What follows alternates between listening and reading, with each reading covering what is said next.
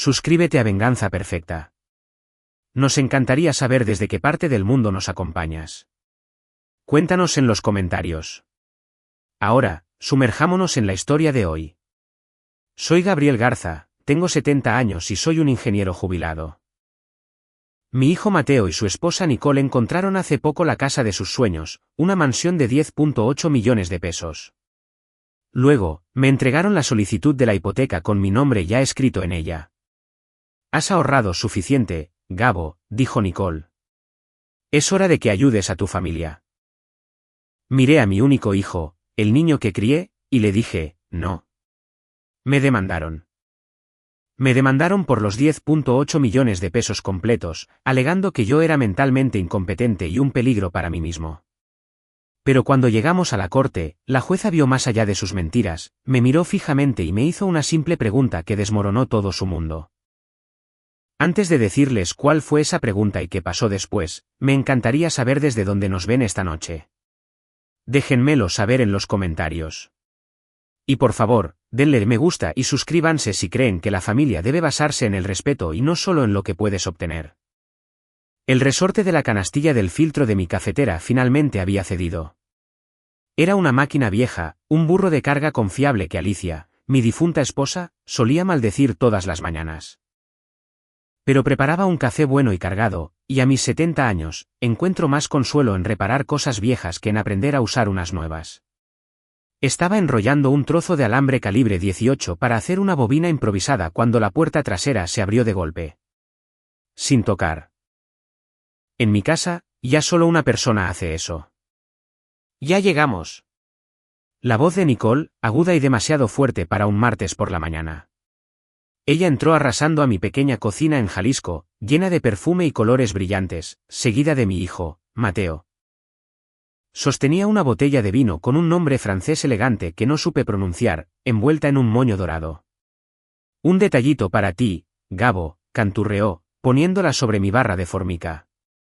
Me quedé mirando la botella. Unos 1,500 pesos, fácil. Sabes que no bebo, Nicole. ¡Ay, qué tonta soy! Soltó una risita aguda y frágil que siempre me ponía los nervios de punta. Olvidé que Alicia era la que tomaba vino, ¿verdad? Bueno, puedes guardarlo para las visitas. ¿Visitas? Como si tuviera alguna. Desde que Alicia falleció hace 5 años, esta casa había estado muy callada. Nicole lo sabía. Esto no era un regalo. Era una demostración de poder. Un recordatorio de que no me conocía y no le importaba hacerlo. Era una forma de decir, la vieja reina ha muerto. Yo soy la nueva. Mateo, mi hijo, de 42 años pero aparentando 50, finalmente habló. Siempre se veía estresado, como un hombre ahogándose lentamente, y sus ojos se paseaban inquietos por la cocina. ¿Cómo va la cafetera, papá? Sobrevivirá, gruñí, enfocándome en el alambre. No quería mirarlos. Sus visitas nunca eran solo visitas. Eran campañas. Qué bueno, intervino Nicole, interponiéndose entre mi mesa de trabajo y yo, bloqueándome la vista por completo. Porque tenemos noticias increíbles que nos cambiarán la vida. Bajé las pinzas. Conocía este tono. Cambiarnos la vida era el término de Nicole para algo caro. Era increíble significaba que quería algo. La encontramos, Gabo, dijo con los ojos muy abiertos y una alegría falsa y teatral. La casa perfecta. Esperé. Soy ingeniero de profesión. No saco conclusiones precipitadas. Espero los datos. He pasado mi vida analizando puntos de tensión, uniones débiles y diseños defectuosos. Y mi nuera Nicole era el sistema peor diseñado que jamás había encontrado. Pura fachada, sin cimientos. Está en Puerta de Hierro, dijo emocionada, sacando su teléfono para mostrarme fotos. 4 recámaras, cochera para 3 autos. Incluso hay una pequeña cabaña para visitas en la parte de atrás. Simplemente somos nosotros. Suena cara, dije, limpiándome la grasa de las manos con un trapo. Es una inversión, papá, me corrigió Mateo rápidamente, dando un paso al frente. Es de lo que siempre hemos hablado, Un lugar para los nietos. Eventualmente. Los miré. Casados desde hace 10 años, sin nietos. Solo mucha plática sobre construir su marca personal y vivir su mejor vida. Su mejor vida siempre parecía estar financiada por tarjetas de crédito en las que yo sospechaba que se estaban ahogando. Bueno, hijo, felicidades. Me volví hacia mi cafetera. En lo que a mí respectaba, la conversación había terminado. Ah, dijo Nicole, con la voz fría como el hielo. Esa es la otra parte de la noticia. Dio un paso al frente, bloqueándome la luz por completo. De su bolso de diseñador, una cosa que probablemente costaba más que mi cheque de pensión mensual, sacó un documento grueso y encuadernado profesionalmente. Lo deslizó sobre la mesa de mi cocina, esparciendo los diminutos tornillos de mi cafetera. Necesitamos que firmes esto, dijo, con una sonrisa brillante y dura. Suspiré. Levanté el documento. ¿Pesaba? Saqué mis lentes de lectura del bolsillo de mi camisa, les limpié una mancha y me los puse. Esperaba una solicitud como aval. Esperaba que me pidieran un préstamo, un regalo, algo a lo que pudiera negarme cortésmente. Lo que vi me detuvo el corazón. No era un formulario para ser aval. Era una solicitud de hipoteca completa. 10,800,000 pesos. 10,8 millones. Mi casa, esta casa, ya estaba pagada. No había tenido una hipoteca en 30 años. Vivía de mi pensión y de los retiros de mi Afore. Era suficiente. Era cómodo. Pero no era 10,8 millones de pesos de cómodo. Pasé la página. Mis dedos manchados de grasa se detuvieron sobre los campos del solicitante. Se me heló la sangre. No era el nombre de Mateo. No era el de Nicole. Era el mío. Gabriel Garza, escrito nítidamente en la casilla etiquetada como prestatario principal. Me quité los lentes. Me froté con fuerza el puente de la nariz. Me los volví a poner. El nombre seguía ahí. No me estaban pidiendo que los ayudara a comprar una casa. Me estaban pidiendo que se las comprara yo. ¿La cocina? De repente, mi cocina se sintió pequeña y calurosa. El tic-tac del reloj en la pared, el que Alicia compró en un tianguis hace 30 años, de pronto sonaba como un zumbido. Tic. Tac. Levanté la vista. No entiendo. Mi voz sonó plana. ¿Peligrosa? Mateo empezó a caminar de un lado a otro, con ese paso nervioso que tiene cuando está acorralado. Papá, es solo un trámite. El banco. A ellos les gusta más tu perfil crediticio. Eres estable, jubilado. Tienes tu Afore, la pensión. Tu casa está pagada. Nicole lo interrumpió. Su voz dulce y cantarina había desaparecido, reemplazada por la de un director ejecutivo en una compra hostil. Gabo, seamos adultos aquí. Se sentó a mi mesa, inclinándose hacia adelante, en un tono estrictamente de negocios. Tienes 70 años.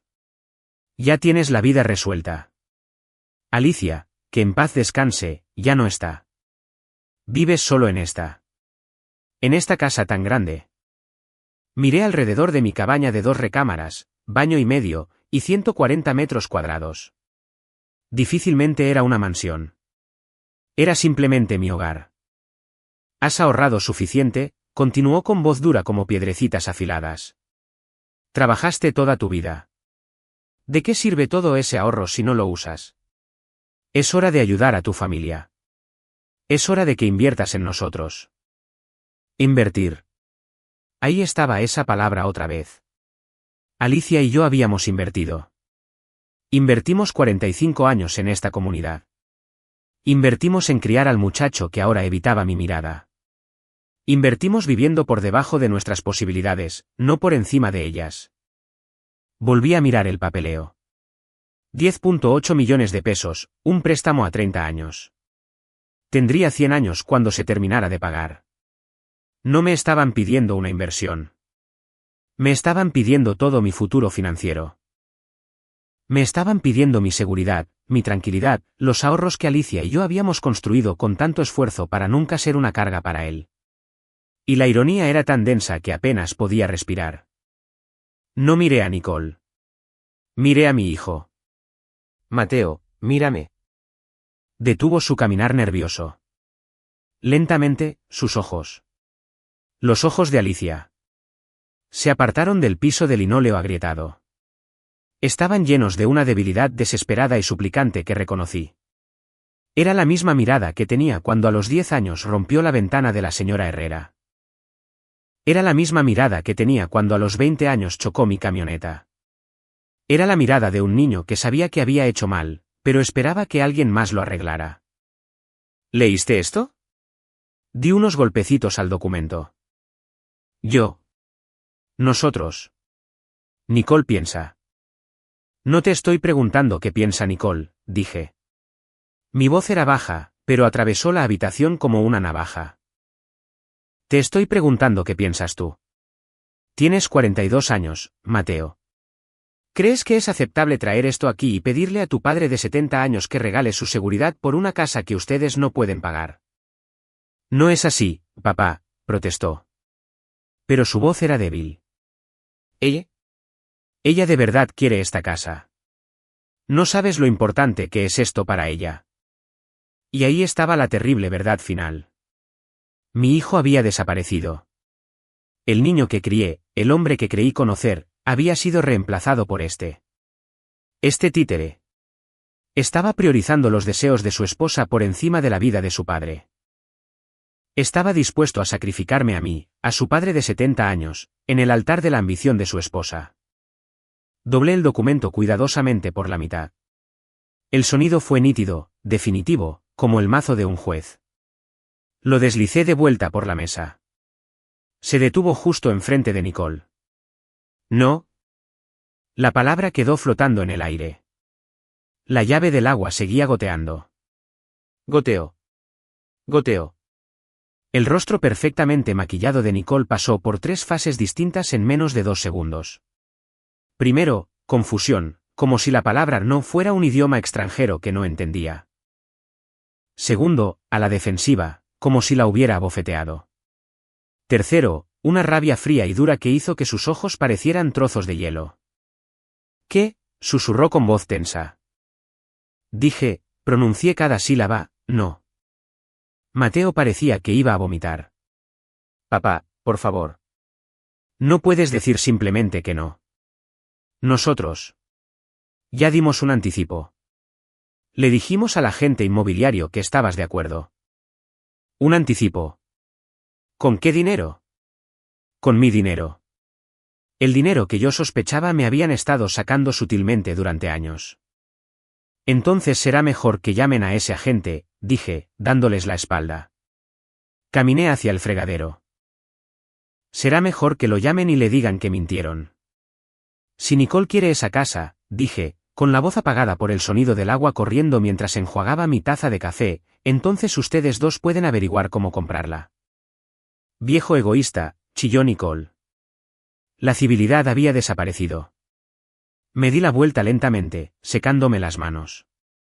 Fuera de mi casa. ¿Qué? Dije que se larguen.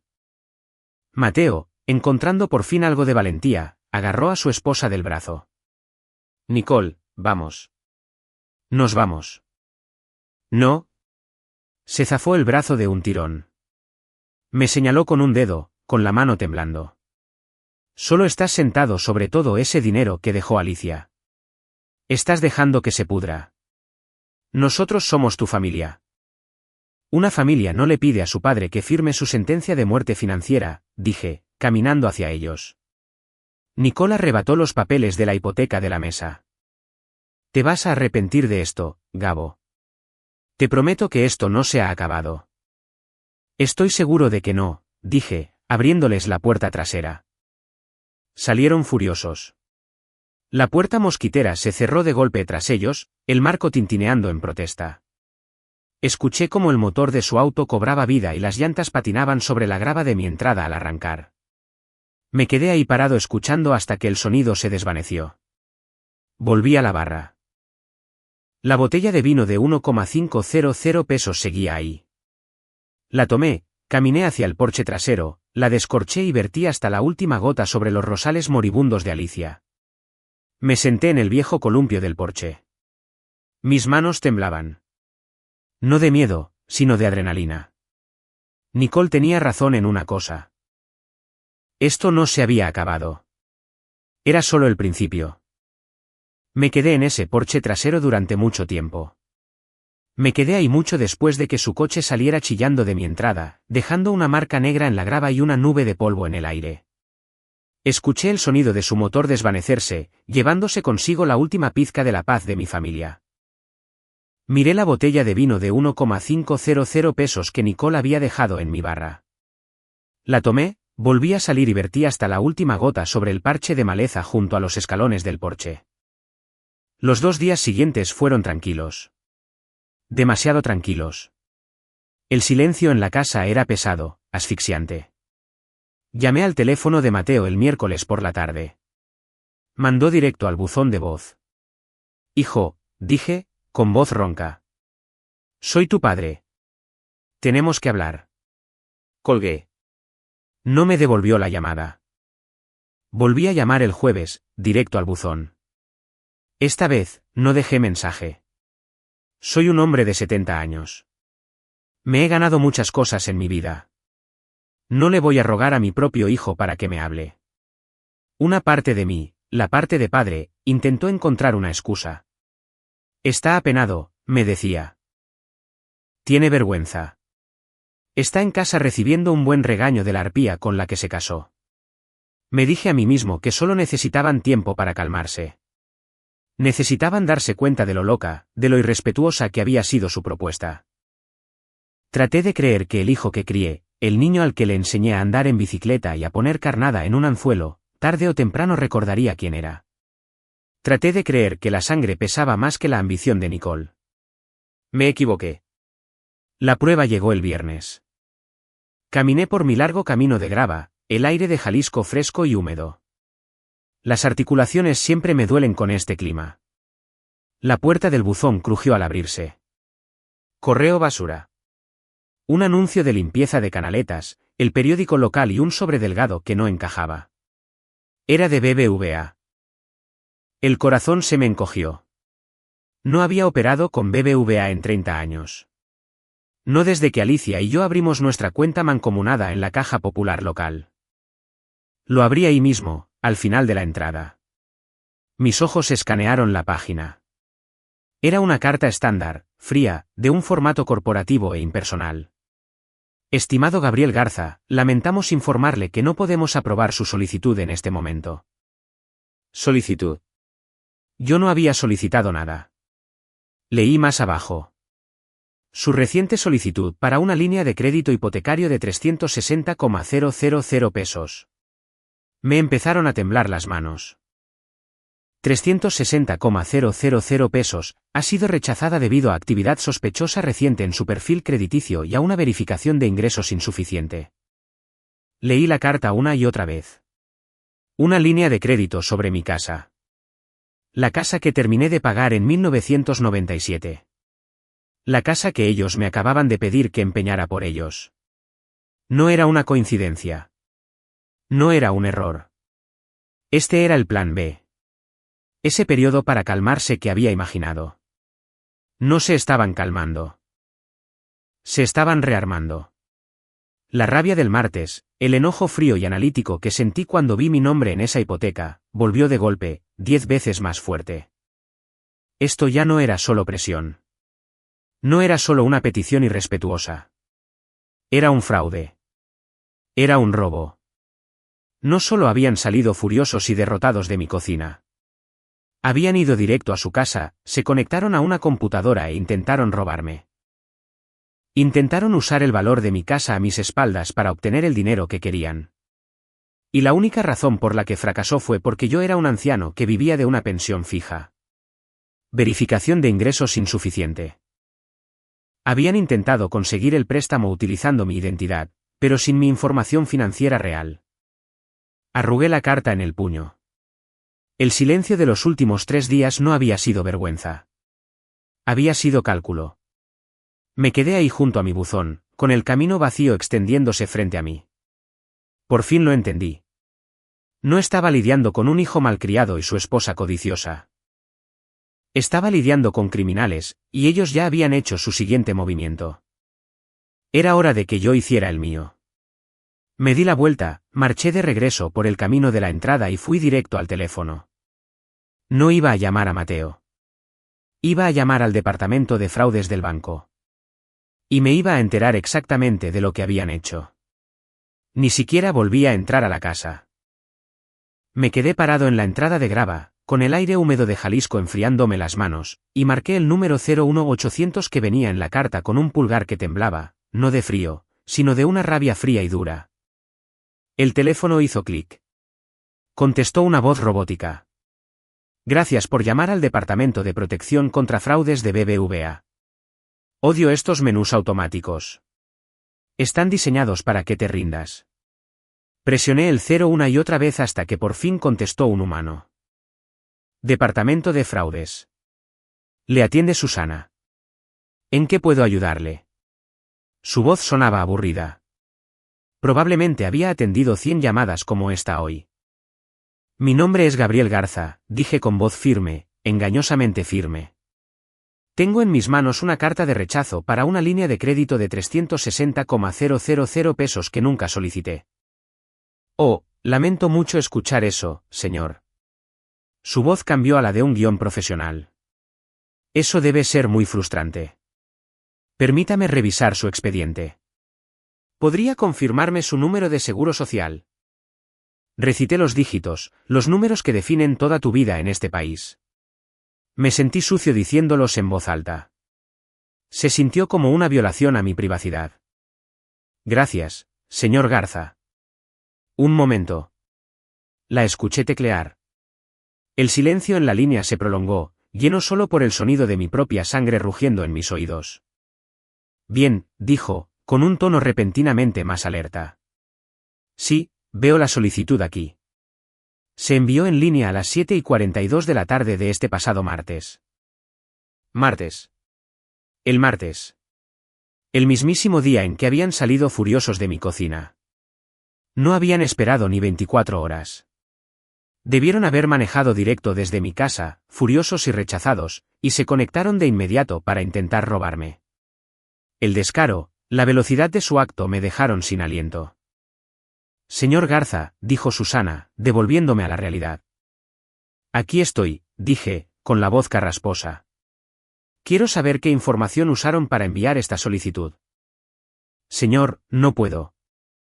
Susana, la interrumpí, pero mantuve mi voz tranquila. Soy víctima de robo de identidad. Necesito saber qué tan comprometido estoy. Dígame qué usaron. Dudó un momento. Lo entiendo. Estoy marcando la cuenta por fraude. De acuerdo. La solicitud se envió usando su nombre completo correcto, Gabriel Elías Garza, su fecha de nacimiento correcta y su número de seguro social correcto. Por supuesto, pero eso no era suficiente. Siempre hay preguntas de seguridad. ¿Qué más? Presioné. ¿Qué usaron para las preguntas de seguridad de verificación? El apellido de soltera de su madre. Hubo otra pausa. Más tecleo. Sí, señor. El solicitante proporcionó correctamente el apellido de soltera de su madre. Cerré los ojos. El mundo se quedó en silencio. El viento en los pinos. El zumbido distante de la carretera. Todo se desvaneció. El apellido de soltera de mi madre. Colgué el teléfono. No dije adiós. No di las gracias. Simplemente dejé caer el brazo a mi costado. Soy ingeniero. Soy un hombre de sistemas y lógica. Destruyo mis estados de cuenta del banco. Quemo mis viejas declaraciones de impuestos. Los documentos de mi Afore están en una caja fuerte contra incendios en mi closet. No soy un hombre descuidado. No encuentras el apellido de soltera de la madre de un hombre en un pedazo de correo basura. No está en el recibo de la luz. No es algo que encuentres simplemente hurgando en un escritorio. Es algo que sabes. Y supe con una certeza que se asentó en mis entrañas como plomo frío, que solo una persona en esta tierra, además de mí, conocía ese apellido. Mateo.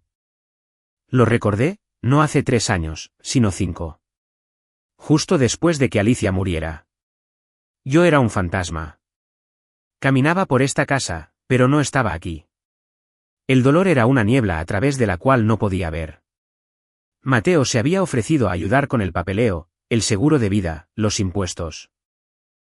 Se sentó ahí mismo en la mesa de mi cocina. Esta mesa. Papá, este formulario, este reclamo del seguro, necesita el apellido de soltera de tu madre. Estaba tan perdido, tan destrozado, que ni siquiera lo pensé. Simplemente se lo dije. Kovac. Anna Kovac. Su familia era húngara. Había sentido y lo había anotado. ¿Entendido, papá? No te preocupes. Yo me encargo de todo esto. Y se encargó.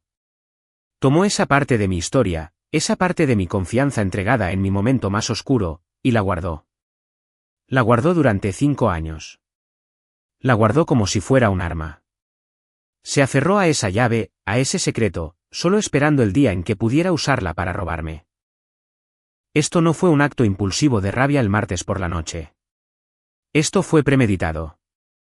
Lo había estado planeando. O, al menos, había guardado las herramientas para hacerlo por si acaso. Esta era una clase de maldad diferente. Mi hijo, el niño que crié, era un extraño.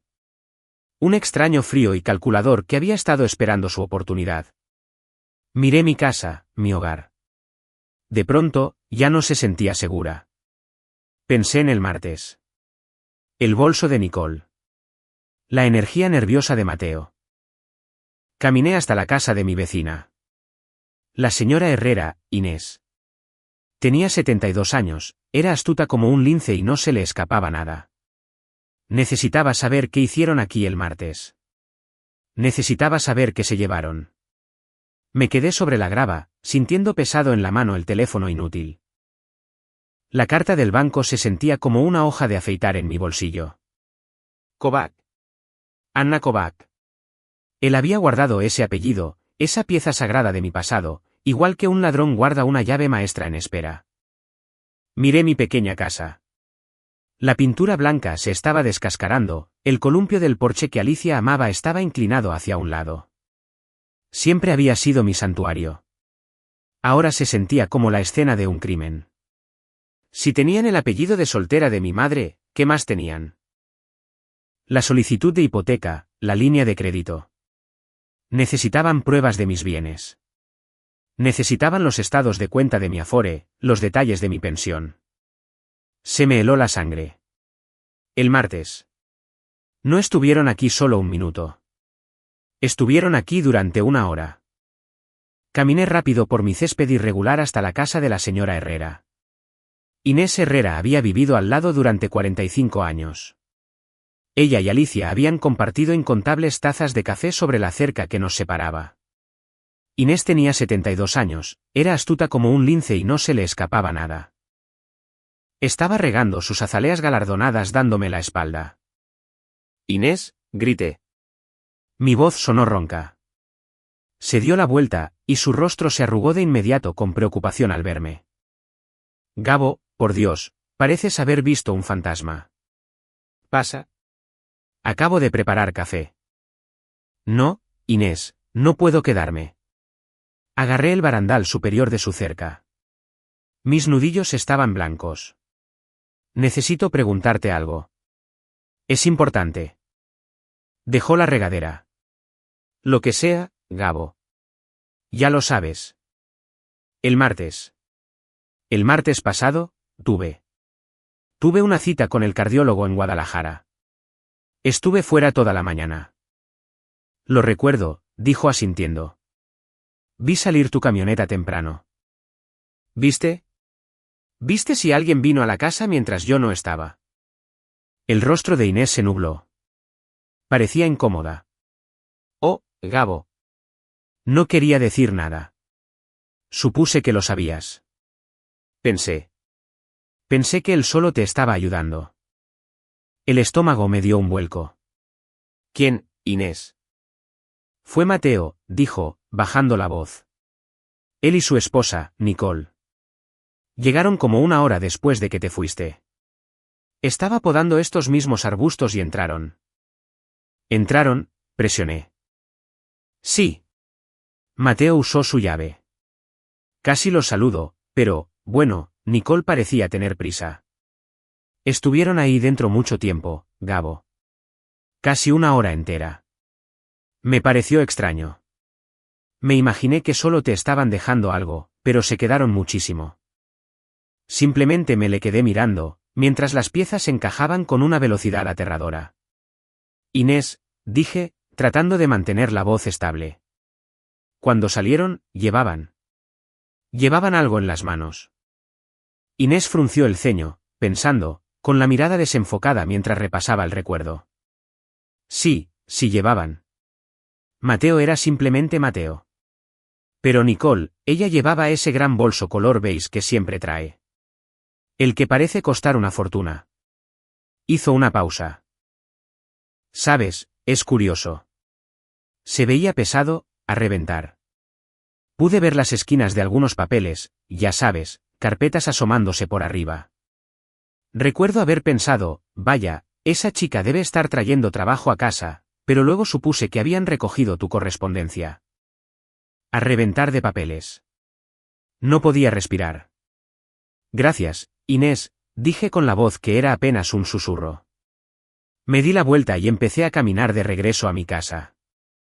Gabo, está todo bien, me gritó ella. No respondí. Solo levanté una mano, un débil saludo de agradecimiento. Mi caminata se convirtió en un trote. Torpemente, metí las llaves en mi propia puerta trasera, la misma por la que Mateo y Nicole habían entrado con tanta facilidad. Irrumpí en la cocina, con el corazón martilleándome contra las costillas. No fui a la caja fuerte. Ahí era donde guardaba los documentos reales, los que importaban. No, fui al único lugar que un hijo debería respetar. El único lugar que un hijo jamás debería profanar. Fui a mi oficina. En realidad, era más bien un rincón. Una pequeña habitación junto a la sala donde Alicia tenía su máquina de coser y yo mi viejo escritorio de persiana. Aquí era donde pagaba mis recibos. Aquí era donde guardaba mi vida cotidiana. Jalé y abrí el cajón inferior de mi archivero de metal. No rechinó. Estaba bien lubricado. Soy ingeniero. Cuido mis herramientas. Pero el contenido no era un desastre. Un extraño habría pensado que estaba perfectamente normal, pero yo supe que las carpetas estaban en desorden. Soy un hombre de sistemas. Mis archivos están en orden alfabético. Afore, banco, casa, médico, pensión. La pensión estaba metida detrás de los impuestos, los estados de cuenta del banco estaban empujados frente al seguro de auto. Habían estado aquí. Habían estado en este cajón.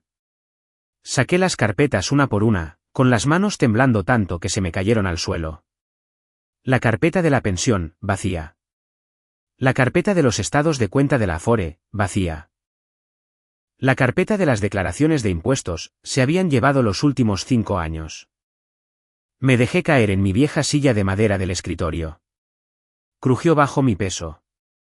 No solo habían intentado robar mi identidad. Me la habían robado. Habían entrado a mi casa, mi espacio sagrado, y habían husmeado en mi vida. Se habían llevado las pruebas de mis bienes. Estaban construyendo un caso. La solicitud de hipoteca no era el plan A. La línea de crédito fraudulenta no era el plan B. Eran un ataque coordinado. Estaban tratando de averiguar exactamente cuánto tenía, dónde estaba y cómo podían ponerle las manos encima. La casa de 10.8 millones. Eso era solo lo que pensaban que podían obtener. Ahora, armados con los estados de cuenta de mi Afore y los detalles de mi pensión, iban a volver por el resto. Miré el teléfono en mi escritorio, el viejo teléfono beige de disco del que Alicia se había negado a deshacerse. Me sentí tan solo, tan total y absolutamente solo. Esto era más grande que yo. Esto no era una pelea familiar. Esto no era un hijo berrinchudo. Esto era una conspiración. Levanté el auricular. Mis dedos, manchados de grasa y temblando de rabia, marcaron torpemente los números. No podía llamar a la policía. Todavía no. No a mi propio hijo. Pero sabía a quién llamar. El único hombre en el que Alicia había confiado tanto como confiaba en mí. El único otro hombre en la tierra que conocía la verdad. Despacho Garza. Una voz cortante respondió. Comuníqueme con Arturo, dije, con la voz quebrada. Dígale que es Gabriel Garza. Dígale. Dígale qué está pasando. No me molesté en cambiarme de ropa. Todavía tenía grasa debajo de las uñas por la reparación de la cafetera de esa mañana. Parecía que había pasado toda una vida. Tomé mis llaves, pasé junto a mi archivero saqueado y no miré atrás.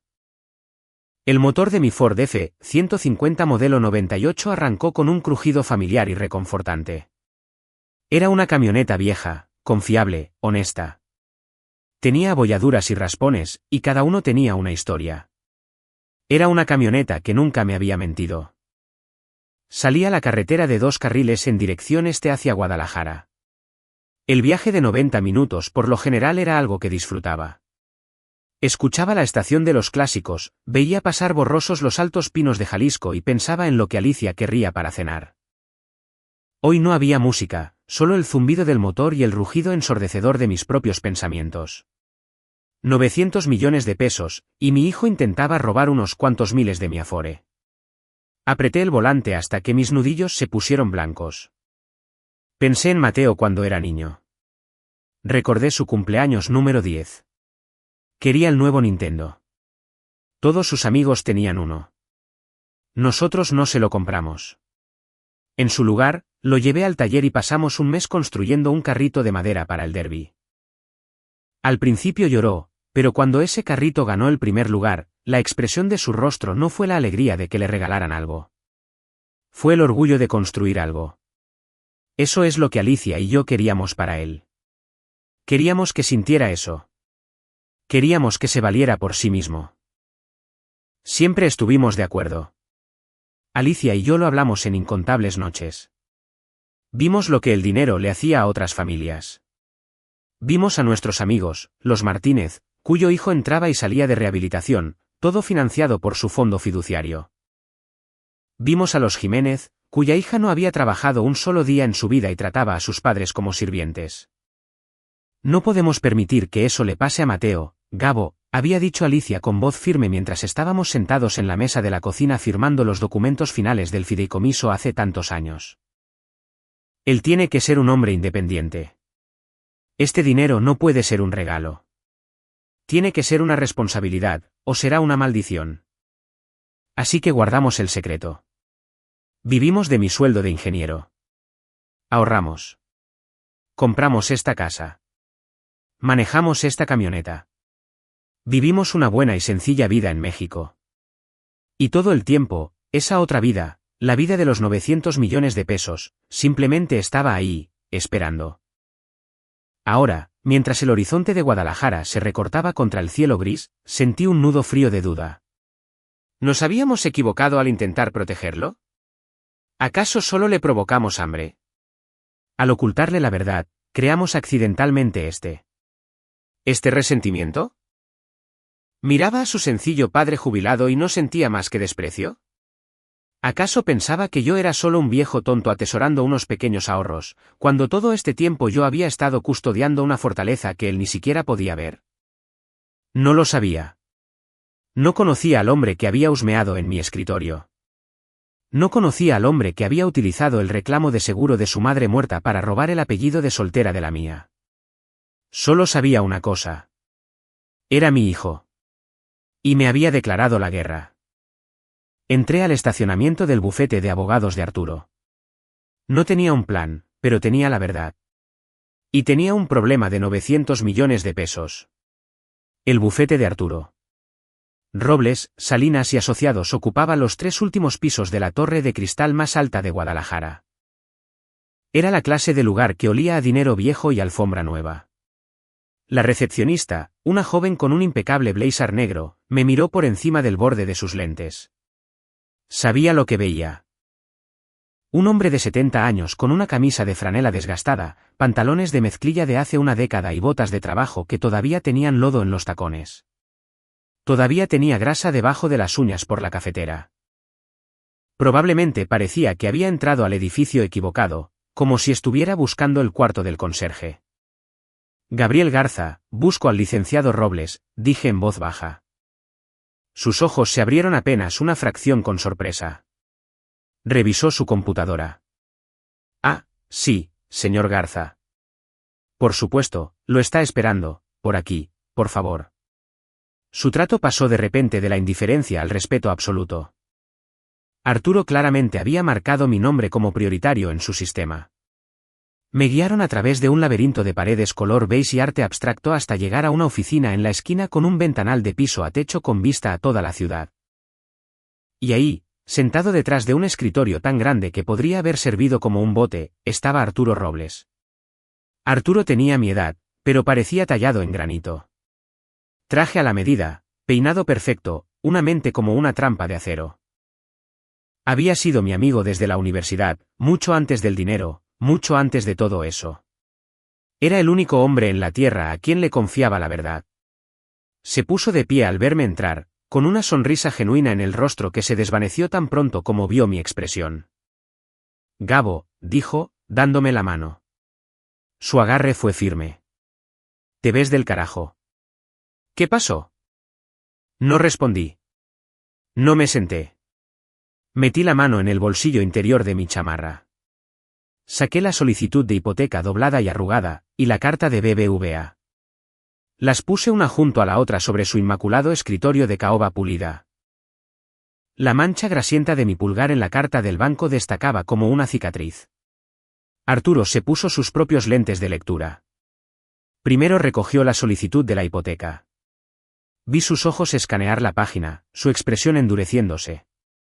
Vio la cantidad de 10.8 millones de pesos. Vio mi nombre. Vio el espacio para mi firma. Luego la soltó y recogió la carta de rechazo para la línea de crédito de 360,000 pesos. La leyó con la mandíbula tensa. Levantó la vista hacia mí. No parecía conmocionado. No parecía sorprendido. Solo se veía terrible y profundamente triste. Así que, dijo con un murmullo grave. ¿Comenzó? Se quitó los lentes y se frotó los ojos. Temía que llegara este día, Gabo. De verdad lo temía. Mantenía la esperanza de que Mateo madurara, de que encontrara su propio camino. Ah, encontró su camino, de acuerdo, dije con la voz cargada de ira. Encontró el camino hacia mi archivero. Usó la muerte de su madre para sacar el apellido de soltera de la mía. Ha estado planeando esto, Arturo. Arturo asintió lentamente. Se desesperan. Los hijos siempre se desesperan. Se puso de pie y caminó, no hacia el cajón del escritorio, sino hacia una enorme caja fuerte contra incendios empotrada en la pared detrás de un cuadro enmarcado. Giró la cerradura de combinación, los clics eran precisos y silenciosos. La pesada puerta se abrió de golpe. Adentro no había efectivo. Eran filas y filas de gruesos libros de contabilidad encuadernados. Sacó uno. Era azul oscuro, de tapa dura y con letras doradas en relieve. No decía Gabriel Garza. Decía Fideicomiso Garza Alicia. Lo colocó sobre su escritorio, justo al lado de la fraudulenta y endeble solicitud de hipoteca. El contraste era brutal. Uno era una mentira desesperada. El otro era la verdad de 900 millones de pesos. Bueno, dijo Arturo, abriendo la cubierta. Alicia era una mujer brillante. Sabía que esto podría pasar. Insistió en algunas medidas de seguridad. Ella la llamó la cláusula de carácter. Me miró. La pregunta es, Gabo, ¿estás listo para usarla? Arturo pasó la mano sobre el pesado libro azul. Tenía letras doradas en relieve. El Fideicomiso Garza Alicia. Alicia era brillante, dijo con un murmullo grave en la silenciosa y cara oficina. Ella lo sabía. Siempre supo que este día podría llegar. Simplemente asentí. Tenía la garganta demasiado apretada para hablar. Alicia siempre lo supo. Me conocía mejor de lo que yo me conocía a mí mismo. Y conocía a nuestro hijo. Déjenme explicarles algo. Algo que mi hijo Mateo nunca supo. Algo que nunca le conté a nadie en nuestro pequeño pueblo en Jalisco. Para Mateo, para Nicole, para mis vecinos, solo soy Gabo Garza, el ingeniero jubilado de la planta aeroespacial, el sujeto que vive de su pensión y su afore. El hombre que maneja una camioneta de hace 20 años y pasa sus mañanas tratando de arreglar una cafetera descompuesta. Esa es la mentira. O, mejor dicho, es la historia de fachada. Una historia de fachada en la que Alicia y yo estuvimos de acuerdo hace 30 años. Verán, yo no era solo un ingeniero. Era uno muy, pero muy bueno. A principios de los 80, mucho antes de ir a trabajar para la gran planta, yo trabajaba en mi propio garaje. Estaba inventando.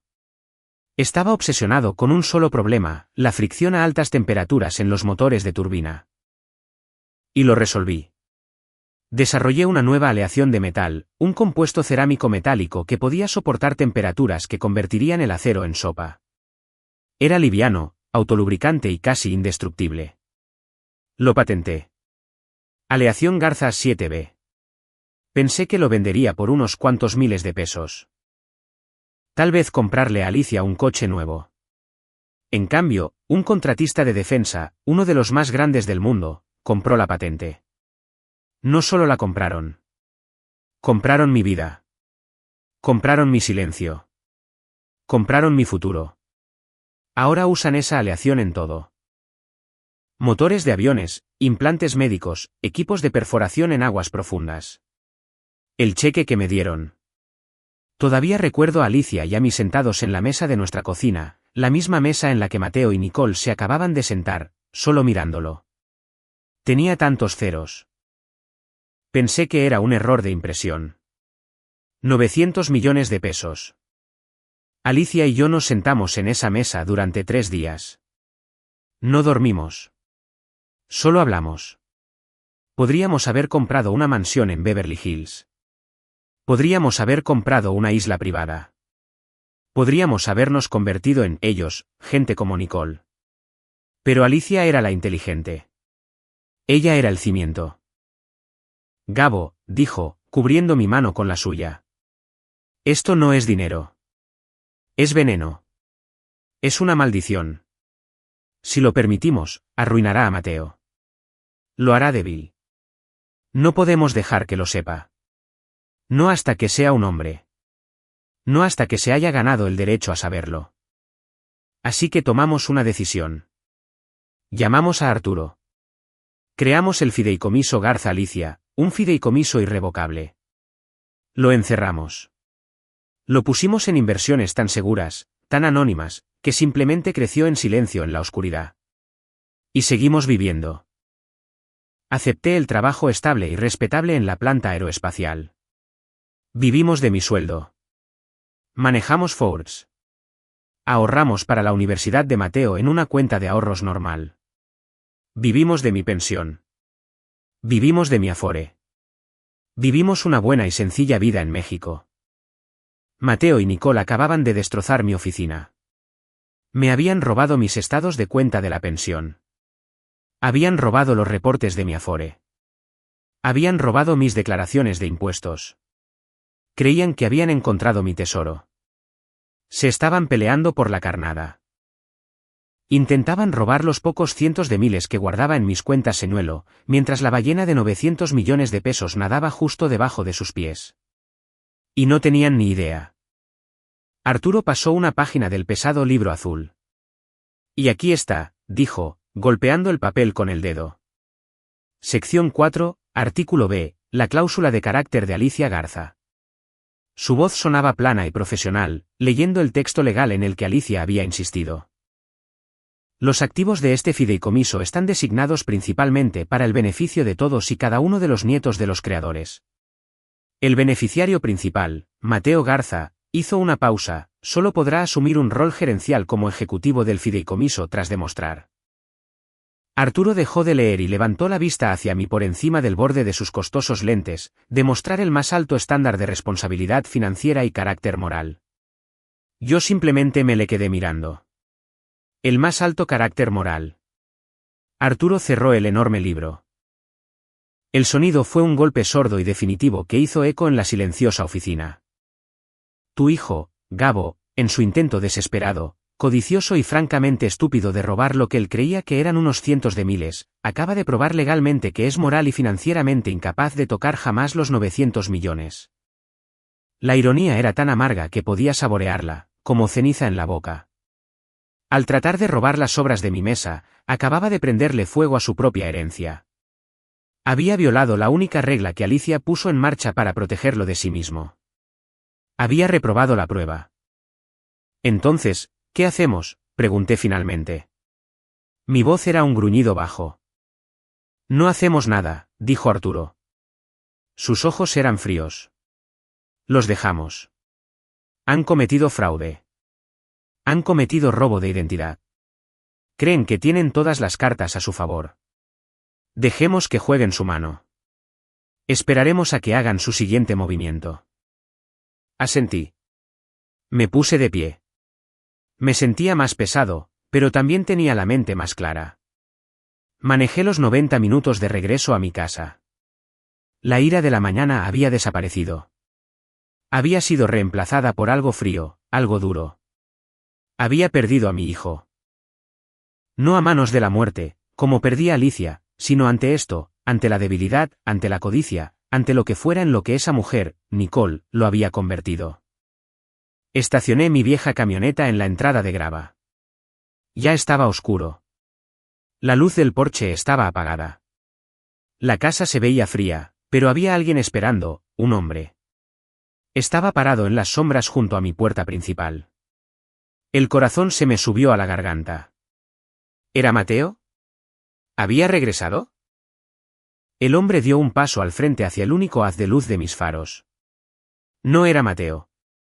Llevaba un traje barato que no le quedaba bien, y sostenía un fajo de papeles. Parecía aburrido. Gabriel Garza, exclamó con voz monótona. Sí. Avanzó, sacó un solo documento del fajo y me lo empujó contra el pecho. Ha sido notificado. Miré los papeles que tenía en la mano. El blanco fluorescente del papel brillaba en la oscuridad. Mi hijo y su esposa no solo intentaban robarme. Me estaban demandando. Me quedé ahí parado en la oscuridad. Los pasos del hombre crujieron sobre la grava mientras caminaba de regreso a su coche, desapareciendo en la noche. Había dejado los papeles en mi mano. Aún estaban calientes por su agarre. No me moví. Simplemente me quedé ahí, bajo el único y débil foco de la luz de mi porche, con el espeso olor de los pinos húmedos en el aire. Bajé la mirada hacia lo que me había dado.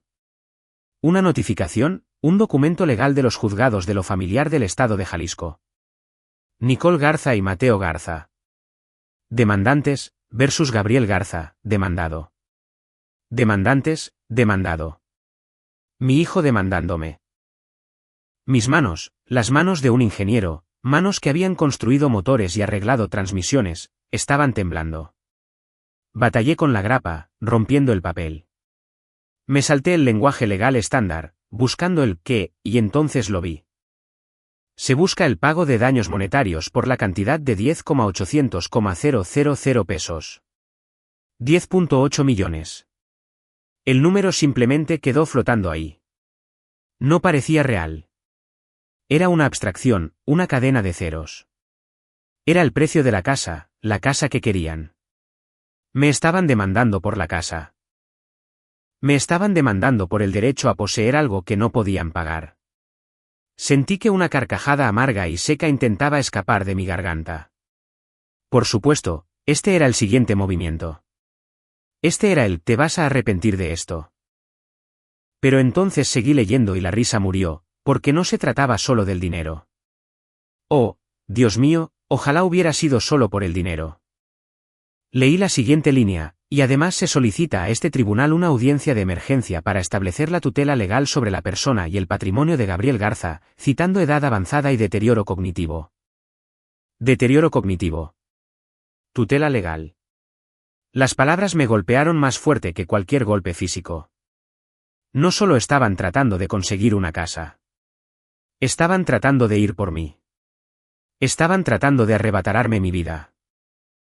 Retrocedí a trompicones y me senté con fuerza en el viejo columpio del porche que Alicia amaba. Las cadenas gimieron bajo mi peso. Seguí leyendo, mis ojos escanearon la declaración jurada adjunta a la petición. Las mentiras eran tan detalladas. Primero, la declaración de Nicole. Era poesía. Era ficción.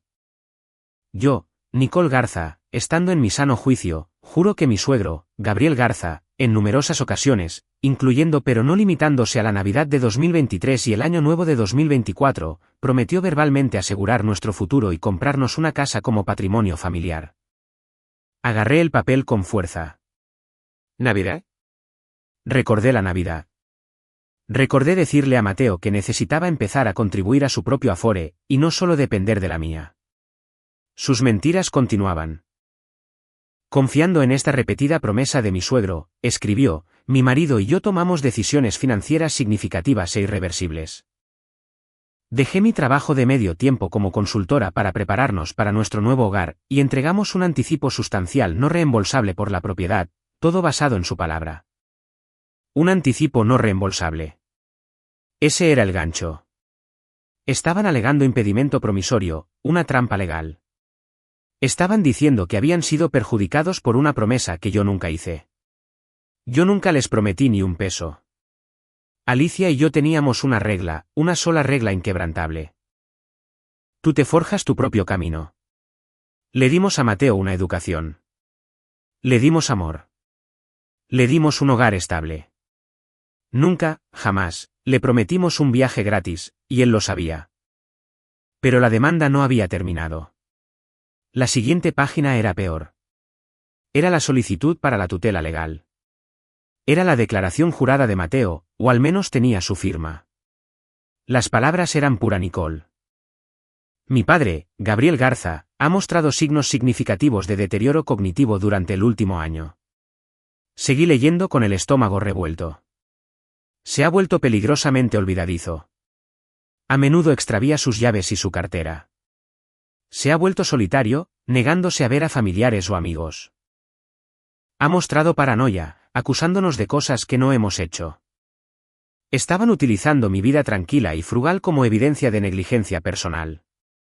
Estaban retorciendo mi privacidad para hacerla ver como aislamiento. Y luego llegó la puñalada final. El signo más alarmante de su deterioro, decía la declaración de Mateo, es su completa falta de memoria respecto a su promesa de comprarnos nuestro hogar. Se puso agitado y confundido cuando le presentamos el papeleo, como si no tuviera recuerdo alguno de nuestras múltiples conversaciones. No estamos enojados. Estamos aterrorizados. Tememos que sea un peligro para sí mismo. Tememos que, en su estado de confusión, administre mal o regale los bienes que trabajó toda su vida para construir. Dejé caer los papeles. Se esparcieron por las viejas tablas de madera del porche. Por fin lo entendí. Esto no se trataba de una casa. La casa era solo el premio. Esto se trataba de control. Mi negativa, mi simple y firme no. No lo estaban viendo como un límite. Lo estaban tergiversando.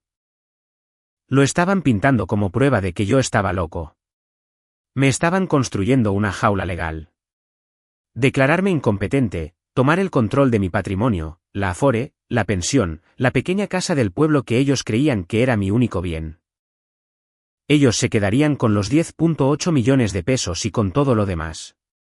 Yo sería un prisionero encerrado en un asilo, legalmente muerto mientras ellos drenaban el trabajo de mi vida. Y la belleza de su plan, la verdadera genialidad malvada del mismo, era que el mero hecho de que yo me defendiera, de que me enojara, de que dijera que conspiraban en mi contra, sería simplemente una prueba más de mi paranoia. Me habían acorralado. Me quedé sentado ahí durante mucho tiempo, con el aire frío de la noche calándome los huesos. El columpio del porche estaba en silencio. Pensaban que estaban tratando con un viejo simple y olvidadizo. Creían que me habían atrapado. Acababan de cometer el error más grande de sus vidas. Pensaban que yo era débil. Lo olvidaron. Soy ingeniero. No solo arreglo máquinas. Encuentro puntos débiles. Analizo sistemas y los desarmo pieza por pieza. Esta demanda no era solo una amenaza. Era una declaración de guerra. Me agaché, y mis rodillas crujieron en protesta. Recogí los papeles esparcidos, todos y cada uno de ellos. Los ordené. Luego entré a la casa, cerré la puerta con llave y levanté el teléfono. Despacho Garza, dijo el servicio de contestadora. Soy Gabriel Garza, dije con la voz fría y dura como el acero. Póngame con Arturo Robles. No me importa qué hora sea. No me importa si está en la cama. Pónganmelo al teléfono ahora. Estaba pasando. Estuve en la oficina de Arturo a las 9 de la mañana en punto. No había dormido. Había pasado la noche en mi viejo sillón reclinable, con los papeles de la demanda esparcidos en el suelo bajo la luz de la lámpara. Simplemente me quedé mirándolos, viendo cómo las palabras se volvían borrosas. Deterioro cognitivo. Peligro para sí mismo. Tutela legal. La ira de la noche anterior se había enfriado. Se había sentado como algo duro, pesado y frío dentro de mi pecho. Ya no era solo enojo. Era un procedimiento. Yo era un ingeniero. Tenía un problema complejo frente a mí, un sistema diseñado para la máxima destrucción, y necesitaba descubrir cómo desarmarlo. Cuando entré a la oficina de Arturo, no me ofreció café. No me preguntó cómo estaba. Fue directo al grano. Su enorme escritorio de caoba estaba despejado, excepto por un solo y delgado sobremanila. Parecía que él también había pasado toda la noche en vela. Hiciste bien en llamarme, Gabo, dijo con su murmullo grave. Hice algunas llamadas. Tengo a un investigador privado contratado para asuntos familiares delicados. Es muy rápido y muy minucioso. Arturo abrió la carpeta. No necesitaba crear suspenso. Simplemente expuso los hechos. Tu hijo Mateo y su esposa Nicole, dijo, no solo son codiciosos. Están desesperados, y la gente desesperada, Gabo, es estúpida y es peligrosa. Deslizó una sola hoja de papel sobre el escritorio. Este es un informe resumido de mi investigador. Empezó con Nicole. Su estilo de vida, del que está tan orgullosa. Es un castillo de naipes construido sobre deudas. Tomé el papel. Soy ingeniero. Soy bueno con los números, pero estos números no tenían sentido. Era un resumen de un historial crediticio. No es un error de impresión, Gabo, dijo Arturo, observando mi rostro. Lo estás leyendo bien. Tu nuera, Nicole, actualmente arrastra 1.5 millones de pesos en deudas de tarjetas de crédito con altas tasas de interés. 1.5 millones de pesos. Pensé en la botella de vino de 1,500 pesos que había traído a mi casa, el bolso de diseñador, las menciones constantes, casuales y crueles de viajes que yo no podía pagar, restaurantes de los que nunca había oído hablar. Todo está aquí, continuó Arturo, dando unos golpecitos al papel. American Express, Visa, el Palacio de Hierro, Liverpool, 3 tarjetas de tiendas de muebles diferentes. Ha estado viviendo como millonaria. El problema es que, por lo que podemos ver, no tiene trabajo. No uno por el que haya declarado impuestos. Al menos. No solo estaba presumiendo. Estaba en pánico. No solo estaba gastando. Se estaba ahogando. Pero Mateo, dije, las palabras se sintieron como ceniza en mi boca. Mateo tiene un buen trabajo. Es gerente regional de ventas. Debe de ganar bien. Él no puede. Él no puede estar de acuerdo con esto. El rostro de Arturo no cambió. Negó con la cabeza lentamente. Deslizó una segunda hoja de papel sobre el escritorio. Esta era una impresión de lo que parecía ser un memorándum interno de una empresa. Mateo tenía un buen trabajo, me corrigió Arturo. Fue dado de baja hace 6 meses. Me quedé mirando el papel. Dado de baja. Despedido. ¿Por qué? Susurré. Desfalco, dijo Arturo. La palabra sonaba horrible. Clínica. Fue sorprendido desviando 90,000 pesos de la cuenta de gastos corporativos, falsificando recibos. Su empresa, John Deere, no quería mala publicidad. Son una empresa orientada a la familia. Lo despidieron discretamente. Le dieron 6 meses para devolver el dinero antes de presentar cargos penales. Las piezas se encajaron en su lugar, no con un clic, sino con el sonido de un edificio derrumbándose. 6 meses. Llevaba 6 meses desempleado. Había estado fingiendo que iba a trabajar todas las mañanas. Había estado viniendo a mi casa, comiendo mi comida, mintiéndome en la cara. El plazo de 6 meses para devolver el dinero robado. Probablemente se vencía justo ahora. Los estados de cuenta robados de la Afore, la línea de crédito fraudulenta, la demanda. Esto no se trataba de ambición. No se trataba de vivir su mejor vida. Se trataba de supervivencia. La casa, dije, cuando la comprensión me golpeó. La casa de 10,8 millones. Exactamente, dijo Arturo. No es un sueño. Es un salvavidas. Están en bancarrota, Gabo. Están a punto de perderlo todo. No solo están tratando de comprar una casa con tu dinero. Están intentando usarte a ti. Mi investigador cree que el plan era conseguir inmediatamente una hipoteca masiva a tu nombre. Sacar un préstamo en efectivo con garantía hipotecaria sobre la propiedad para pagar sus deudas, y luego lo más probable es que dejaran que la casa cayera en embargo, destruyendo tu crédito, no el suyo. Un hombre ahogándose, jalando a su propio padre bajo el agua para usarlo como salvavidas. Pensé en la demanda, en la afirmación de que yo era quien padecía deterioro cognitivo, la acusación de que yo era quien era olvidadizo y un peligro para mis propias finanzas. No solo me estaban atacando. Se estaban proyectando. Me estaban acusando de sus propios pecados. Miré a Arturo. Han robado mi identidad. Le han mentido al tribunal en una declaración jurada. Han intentado defraudar a un banco. ¿Y Mateo? Mateo cometió un desfalco. Sí, dijo Arturo. Entonces, dije, sintiendo cómo volvía la fría lógica de la ingeniería a hacer que mi voz sonara plana, no solo son inmorales. Son criminales. Arturo asintió. Lo son, y acaban de darnos toda la munición que necesitamos. Nos han entregado la cuerda para ahorcarlos.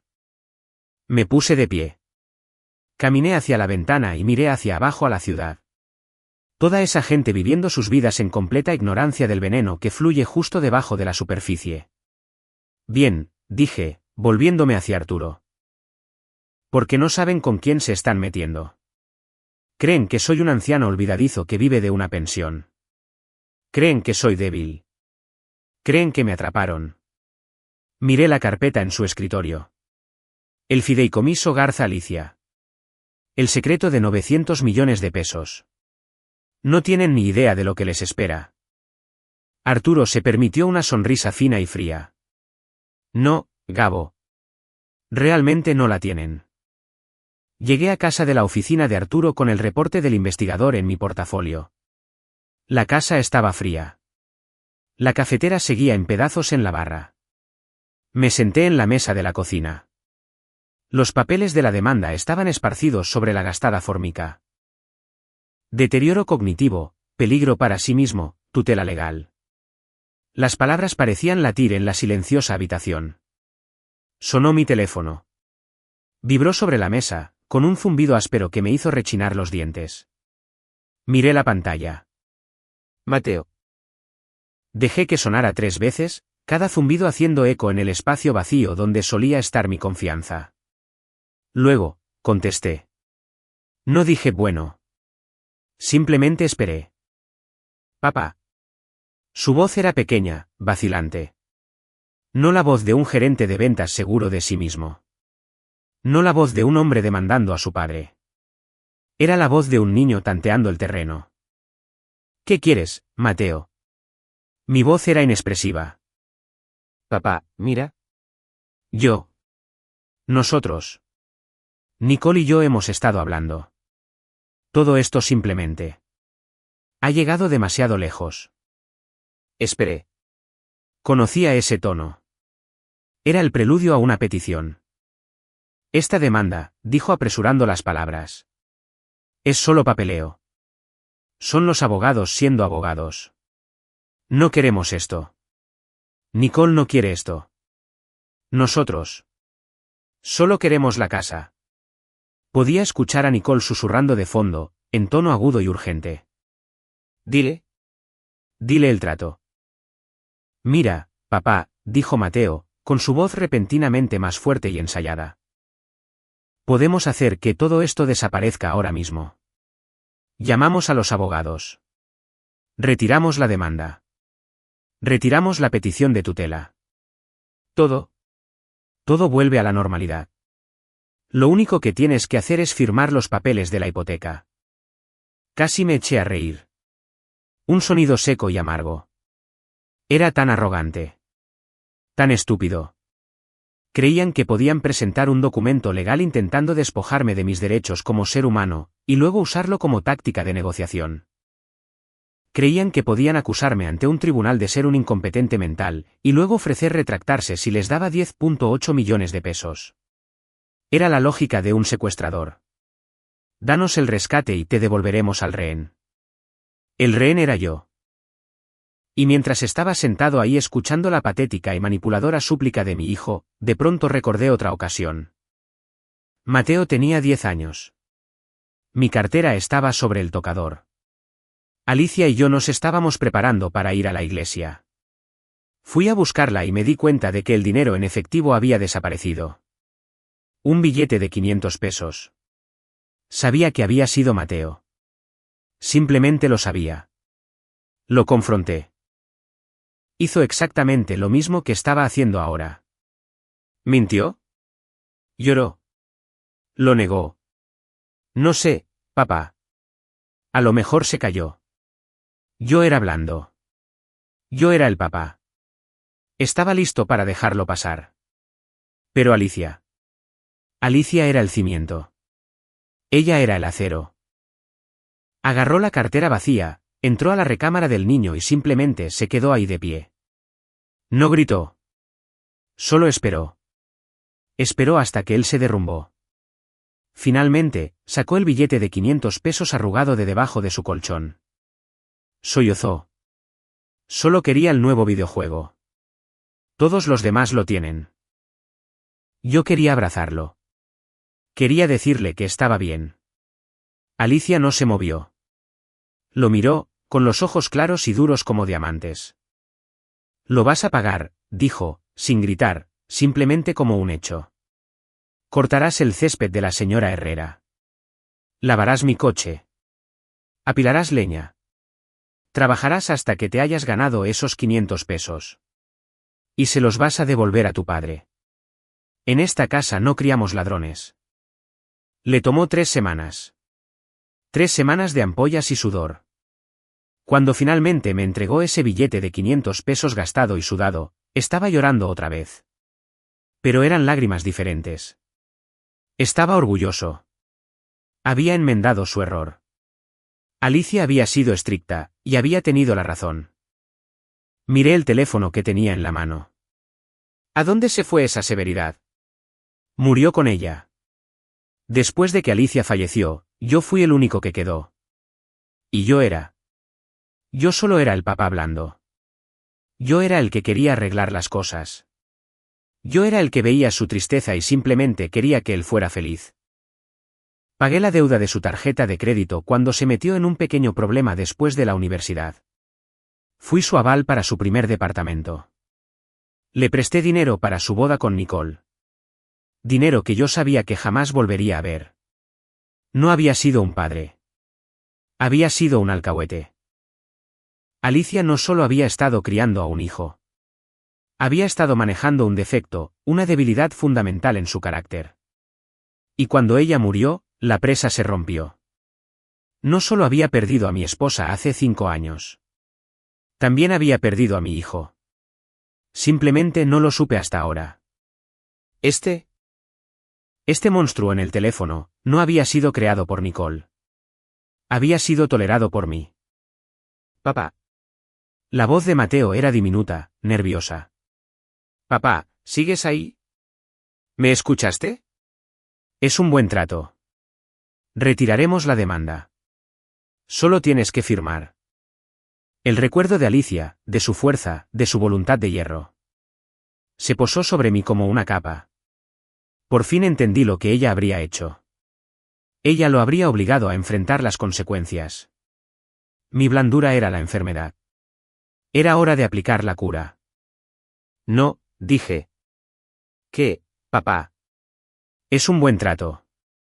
Todos ganamos. No, dije otra vez. Y esta vez, mi voz no era débil. No era la voz de un viudo blando y afligido. Era la voz de Gabriel Garza, el ingeniero, el hombre que construía cosas que perduraban. Presentaste una demanda, Mateo, dije, con la voz fría. Firmaste un documento que me llama loco. Me acusaste de ser un viejo paranoico y tonto. Papá, esas son solo cosas de abogados, dijo, y su voz subió de tono por el pánico. No significaba nada. Significaba todo, dije. Pusiste esto frente a una jueza. Querías la opinión del tribunal. Pues ahora la vas a tener. Papá, no.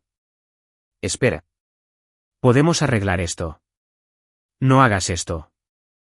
Te veré en el juzgado, hijo. Colgué el teléfono. Miré los papeles de la demanda. Miré el informe de Arturo. La batalla apenas comenzaba.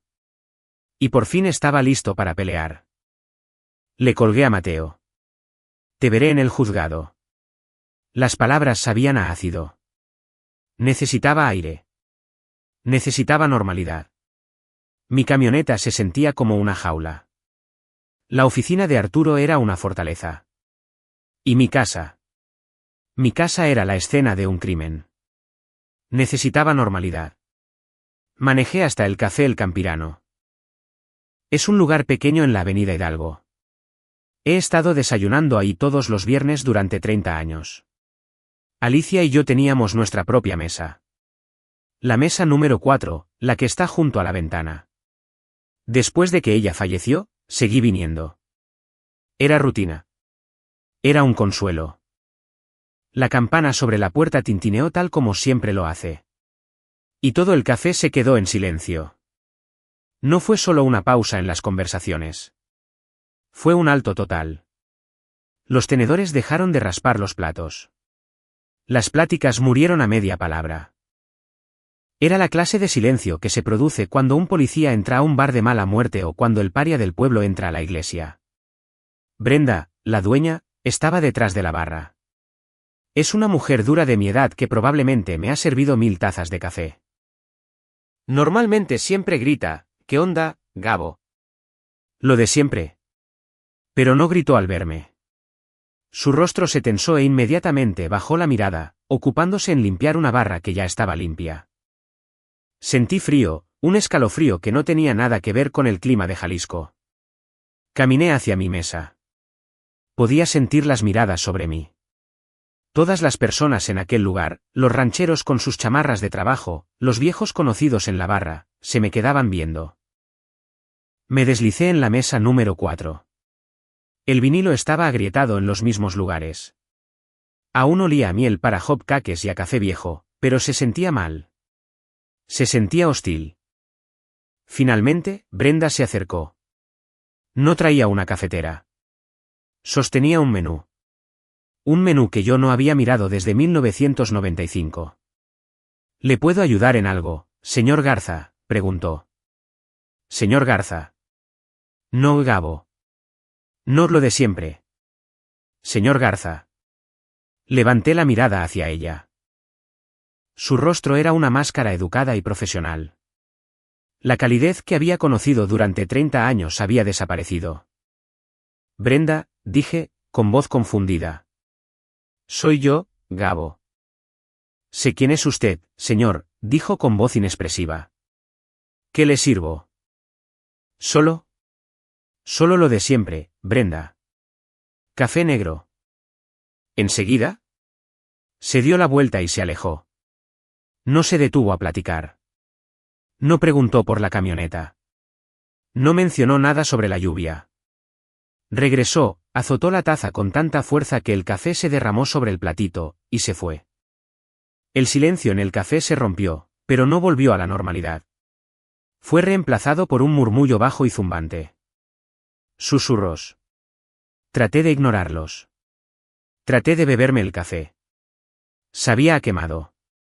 Tomé el periódico local, pero no podía leer las palabras. Estaba escuchando. No podía evitarlo. Demandó a su propio hijo, escuché desde la mesa detrás de mí. No, eso estaba mal. Ellos me estaban demandando a mí. Pobre Nicole, dijo la voz de una mujer desde la barra. Se veía devastada.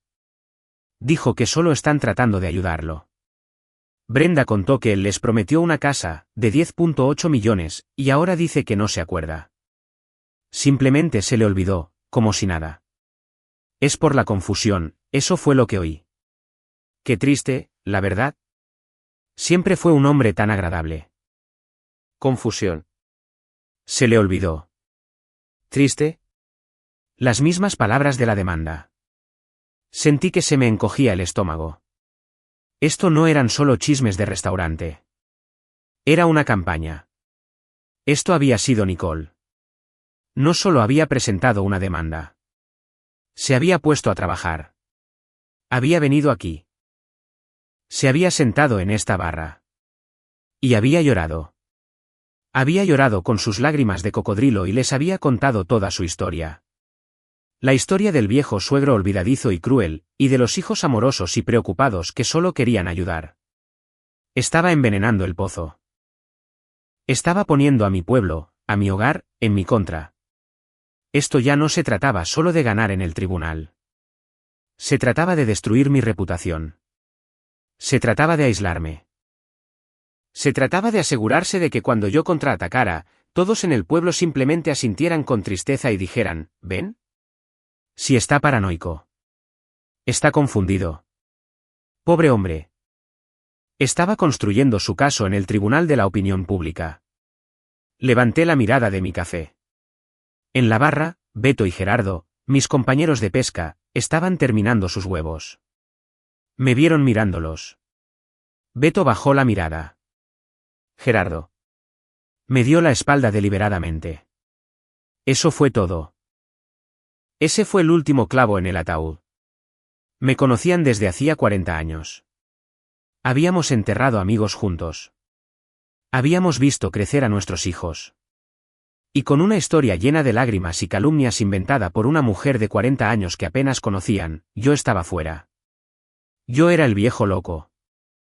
Saqué un billete de 100 pesos de mi cartera y lo dejé sobre la mesa. El café estaba intacto. Me levanté. Los susurros se detuvieron de nuevo.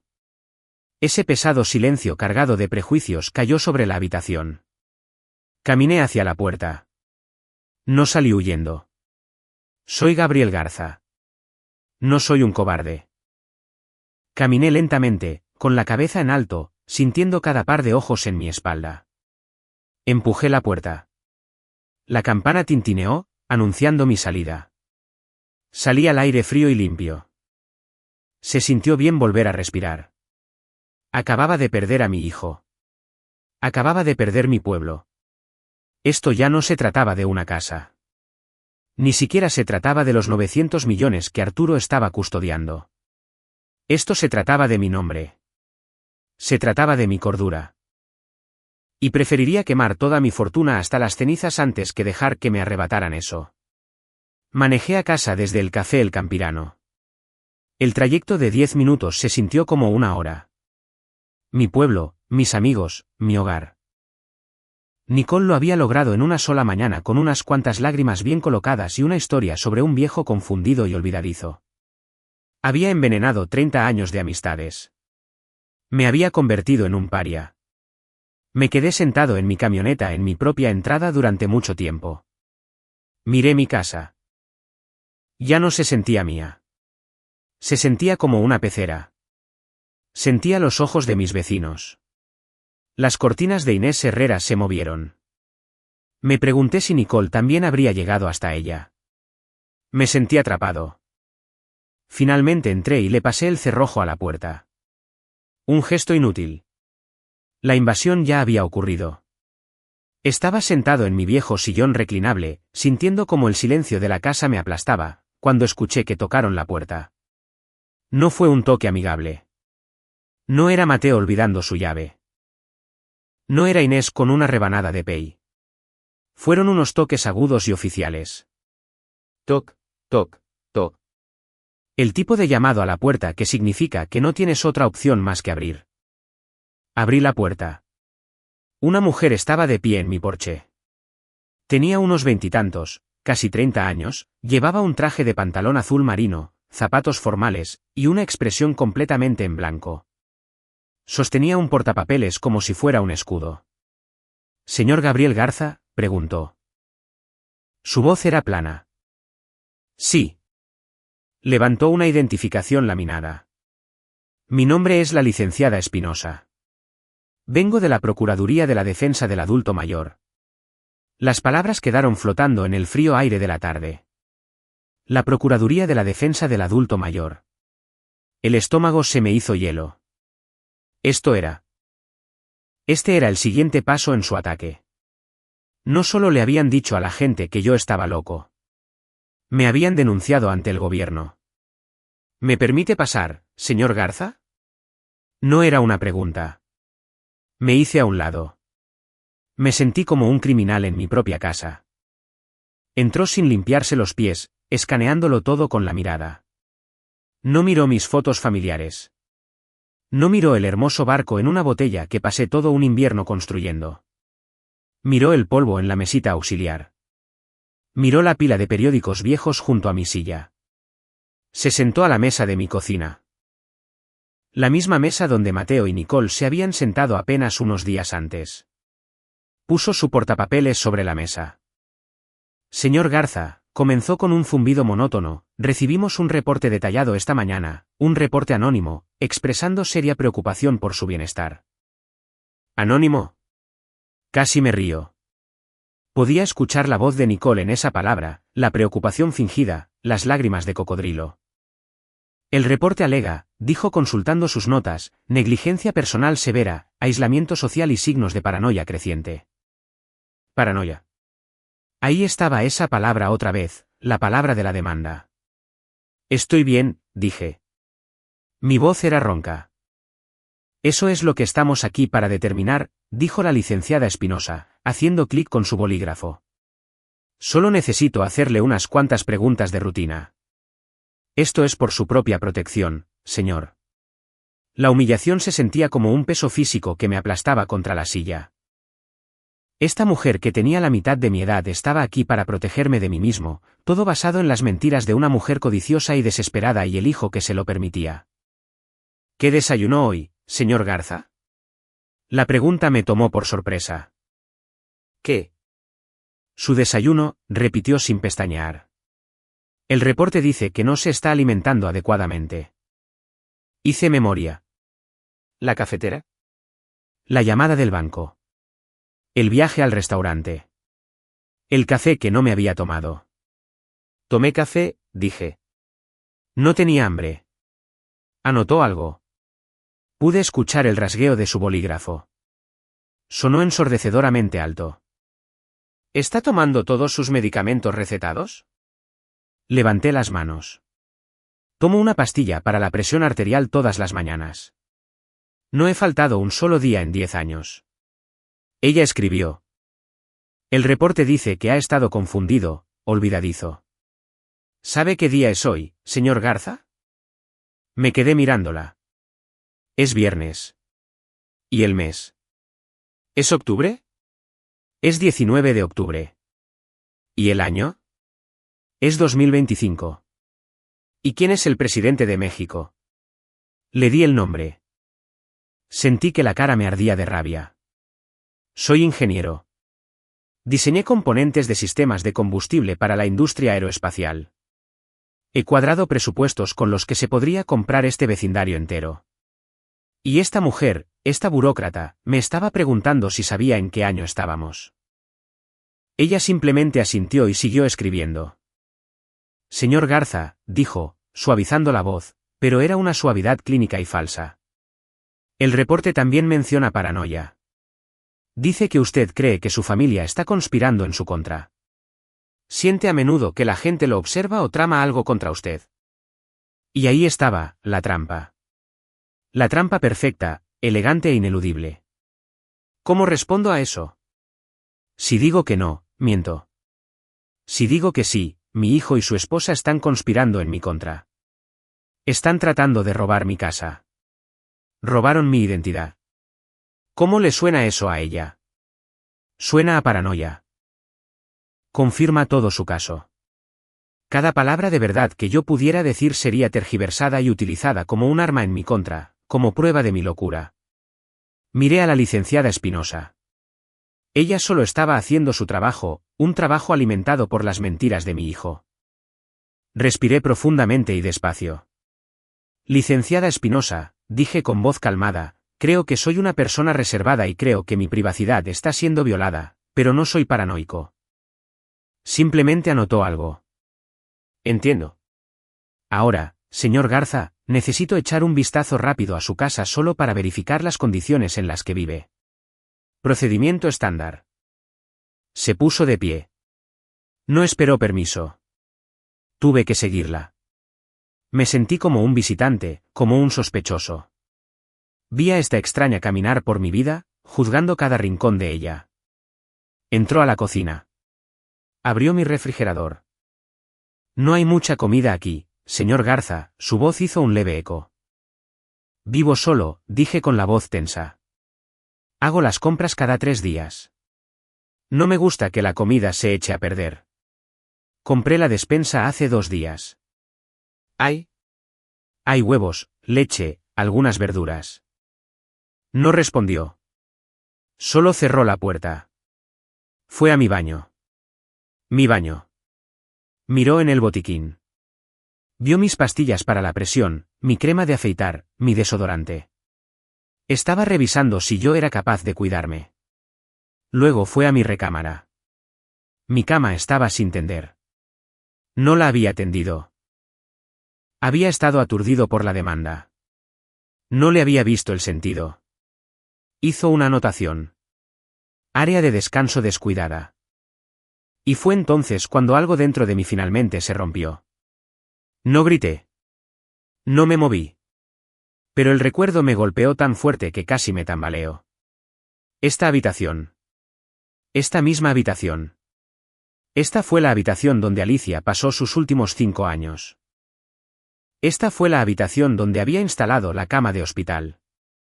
Esta fue la habitación donde tenía el pizarrón con el horario de sus medicamentos anotado cada 2 horas, día y noche. Esta era la habitación que mantuve inmaculada. Aprendí a cambiar bolsas de suero. Administré sus analgésicos. Me senté en esa misma silla de la esquina, sosteniéndole la mano durante 1,825 noches. Había sido su cuidador. Había mantenido a otro ser humano vivo, cómodo y con dignidad durante la peor batalla de su vida.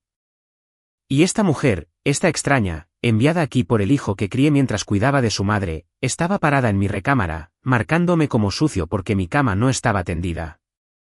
La rabia era tan pura, tan ardiente, que pensé que me quemaría de adentro hacia afuera. No dije nada. La licenciada Espinosa finalmente hizo clic para cerrar su bolígrafo. Se volvió hacia mí en el pasillo. Señor Garza, dijo, volviendo a su tono neutral y burocrático. El reporte de su familia es detallado, y aunque usted se presenta como coherente, existe una discrepancia significativa entre las afirmaciones de ellos y su presentación. Hay una discrepancia porque están mintiendo, dije con la voz temblando de furia contenida. Esa es una posibilidad, dijo sin pestañear. La otra posibilidad es que usted sufra de anosognosia, una condición en la que no es consciente de su propio déficit. Anosognosia, una palabra con un sonido muy clínico para decir loco. Su familia ha presentado una petición formal ante el tribunal para obtener la tutela legal, dijo. El reporte que presente hoy se agregará a ese caso. Dada la información contradictoria, estoy legalmente obligada a recomendar una evaluación cognitiva y psiquiátrica completa e independiente. Esperaba que peleara con ella. Esperaba que gritara, que me negara, que demostrara que era el viejo paranoico y agitado que decían que era. Hice todo lo contrario. Respiré hondo. Me alisé la parte delantera de mi camisa de franela. Bien, dije. La licenciada Espinosa parpadeó. Bien. Sí, bien. La miré directo a los ojos. Prográmela. Quiero la evaluación completa. Quiero al mejor psiquiatra que tengan. Quiero la prueba más exhaustiva, invasiva y difícil de su arsenal. Su máscara profesional se deslizó. Parecía confundida. No tengo nada que ocultar, licenciada Espinosa, dije, abriéndole la puerta principal. Mi familia quería una pelea. Me han estado atacando desde las sombras. Sonreí. No fue una sonrisa agradable. No puedo esperar para pelear contra ellos a plena luz del día. La licenciada Espinosa se fue. Me quedé en el pasillo, y el silencio de la casa volvió de golpe. Pero ahora era diferente. Era el silencio de un hogar que había sido violado, inspeccionado y juzgado. Caminé hacia mi recámara y miré la cama descendida, la hendidura en la almohada donde había estado mi cabeza. Área de descanso descuidada. Sentí una rabia fría y limpia, una rabia de ingeniero. No era ardiente. Era precisa. La evaluación se programó para el lunes siguiente. Fueron 3 horas de insultos metódicos. Un psicólogo, un hombre más joven que mi hijo, me hizo preguntas con una voz suave y condescendiente. ¿Puede dibujarme un reloj, señor Garza? Ponga las manecillas a las 10:11. Dibujé el reloj. Le voy a dar 5 palabras. Quiero que las recuerde. Persona, mujer, hombre, cámara, televisión. Se las volveré a preguntar en 15 minutos. Asentí. Escuché sus preguntas. Respondí. Repetí sus 5 estúpidas palabras. Resté 7 de 100 una y otra vez hasta llegar a 0. Al final, suspiró, bajando su propio portapapeles. Bueno, señor Garza, dijo, sonando casi decepcionado. Su función cognitiva es perfectamente normal. De hecho, sus puntajes de memoria y lógica están en el percentil 99 para su grupo de edad. Usted es más lúcido que la mayoría de las personas de 50 años. Ya veo. El caso de la Procuraduría de la Defensa del Adulto Mayor se cerró oficialmente 2 días después. Ningún hallazgo de deterioro cognitivo. Caso cerrado. Pensé, por un segundo tonto e ingenuo, que este sería el final. Pensé que Mateo y Nicole, ante un reporte oficial que indicaba que yo estaba perfectamente cuerdo, se sentirían avergonzados. Pensé que se retirarían. Me equivoqué. No estaban avergonzados. Estaban envalentonados. La llamada de Arturo llegó una semana después. Gabo, dijo, y su voz era diferente. No estaba triste, era dura. No se están echando para atrás. ¿De qué estás hablando, Arturo?, le dije. El caso del DIF está cerrado. Pasé sus pruebas. Se acabó. No, no se ha acabado, dijo Arturo. Esa es la parte verdaderamente malvada. Presentaron una nueva moción ante el tribunal esta mañana y adjuntaron el reporte del DIF como evidencia. Pero el reporte me exoneró, dije. Gabo, dijo Arturo, y pude escuchar cómo pasaba una página. No adjuntaron el reporte final. No adjuntaron la evaluación del psicólogo. Adjuntaron la queja inicial, la que presentó la licenciada Espinosa, la que alega que estás paranoico, la que recomienda una evaluación. Están presentando la acusación como si fuera la conclusión. Me senté. Las piernas se me aflojaron. Están usando su propia calumnia, susurré, como prueba para corroborar su demanda. Es una jugada sucia clásica, dijo Arturo. Le están pintando un cuadro a la jueza. Mire, su señoría, no somos los únicos preocupados. Hasta las autoridades tuvieron que intervenir. Es una bomba de tiempo. Está paranoico. Es un peligro para sí mismo. Están construyendo una jaula de mentiras. Y cada vez que te enojas, cada vez que los acusas con justa razón, solo les das más pruebas de que eres inestable. Miré por mi ventana. Vi a Inés Herrera recogiendo su correspondencia. No miró en mi dirección. El veneno seguía haciendo efecto. Entonces, ¿qué hacemos, Arturo? Me sentía cansado. Por primera vez, me sentí como un anciano de 70 años. Entonces escuché que la voz de Arturo cambió. Ese tono frío y duro había vuelto.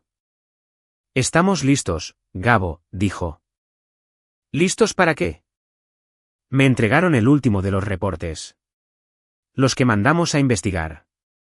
Los que demuestran que Mateo fue despedido por desfalco. Los que demuestran que Nicole tiene una deuda de 1,5 millones de pesos. Los que demuestran que ambos están, legalmente hablando, en bancarrota. Me puse de pie. Sentí que la fuerza volvía a mis piernas. Ya presentaron su caso, Gabo, dijo Arturo, y casi pude escuchar su sonrisa. No era una sonrisa agradable. Creen que están llevando a juicio a un viejo confundido. Creen que están peleando por tu afore. Hizo una pausa. No tienen idea. Están a punto de enfrentarse a una acusación financiera de 900 millones de pesos. Los juzgados de lo familiar del estado de Jalisco no son un edificio impresionante. Es un bloque de concreto color beige y cristal oscuro construido en los años 70 que huele a café rancio y cera para pisos. Es un lugar para multas de tráfico y disputas de propiedades, no para dramas de alto nivel. Pero mientras cruzaba el detector de metales, con la hebilla de mi viejo cinturón sonando, se sintió como la Suprema Corte de Justicia. Arturo ya estaba ahí esperándome. No llevaba su enorme libro azul. Solo traía un maletín delgado y de aspecto imponente.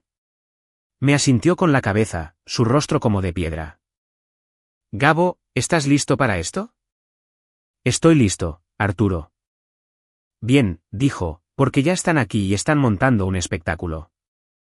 Empujamos las dobles puertas de madera y entramos a la sala 3B.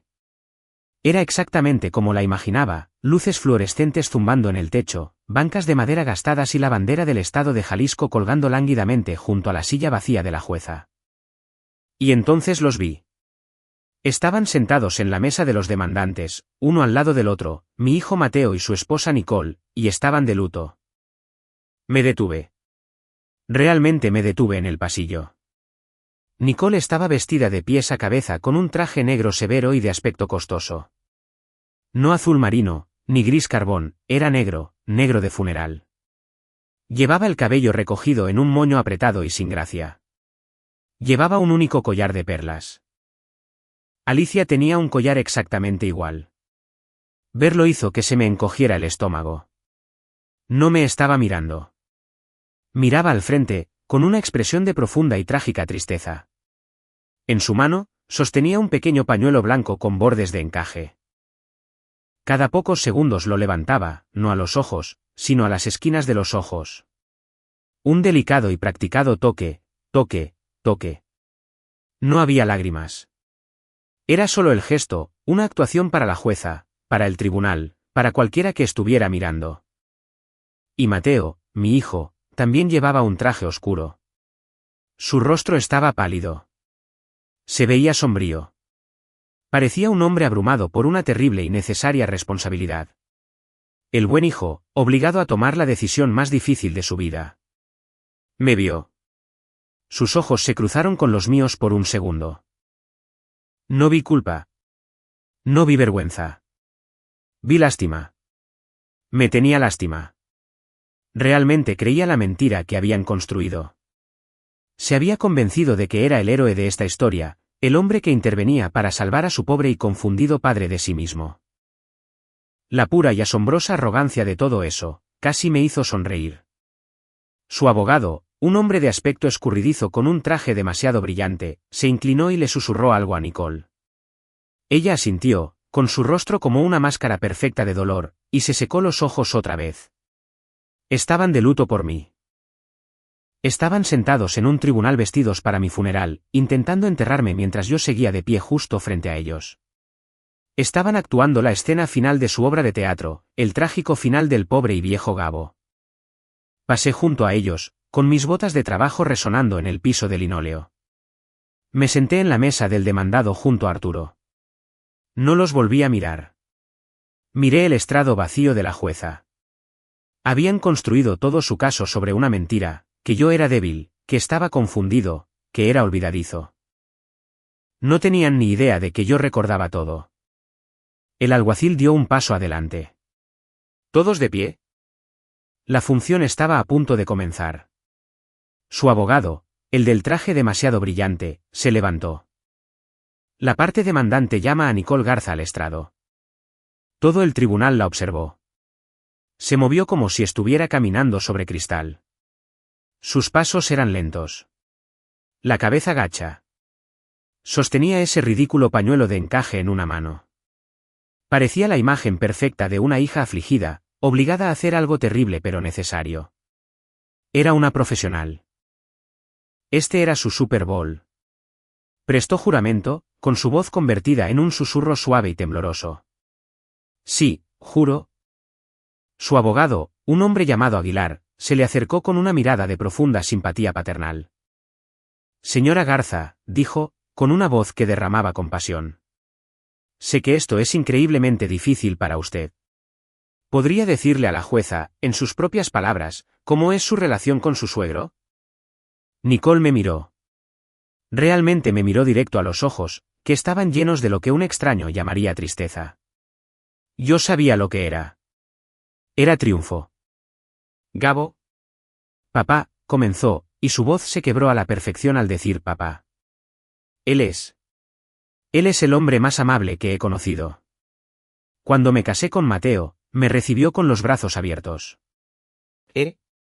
Él es mi padre. Hizo una pausa, toque con el pañuelo.